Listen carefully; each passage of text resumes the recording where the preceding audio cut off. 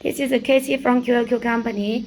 Now I'm going to show you this popper button can pass the needle detector machine by Hashima blend detector machine, and we set up A grade 1 standard. So now we will show you. 好，翻多一点。